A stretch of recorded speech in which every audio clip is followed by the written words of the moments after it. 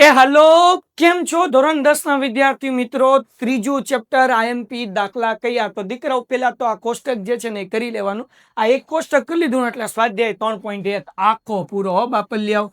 જેને આ કોષ્ટક આવડી ગયું ને એને સ્વાધ્યાય 3.1 આખો આવડી જાય, બીજું કાંઈ કરવાની જરૂર જ નથી. હવે ડાયરેક્ટ વાત કરીએ આપણે સ્વાધ્યાય 3.2 ની, તો એમાં આઈએમપી દાખલા કયા? તો હાલો હું તમને દેખાડી દઉં. જો જગો મગો થઈ જાય. આ ખાલી 3 દાખલા કરો પ્રશ્ન નંબર 1 માંથી.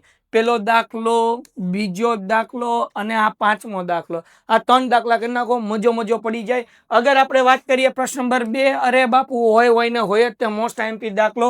અને ત્રીજા પ્રશ્નની જો આપણે વાત કરીએ તો આમાં બે સંખ્યાના તફાવતો વાળો, પછી ક્રિકેટના શું કહેવાય કે કોચે 7 દડા અને એવડો એ દાખલો, પછી ટેક્સીના ભાડા વાળો અને 5 વર્ષ પછી જોન અને જેકબની ઉંમર વાળો.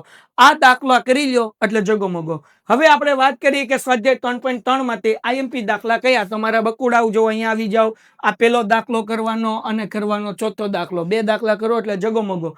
આની અંદર અગર આપણે વાત કરીએ તો એક અપૂર્ણાંક વાળો કરી નાખો. ઓલો જોન અને જેકબ વાળો કરી નાખ્યો હોય તો નૂરી વાળો દાખલો તમને આવડે જ તે.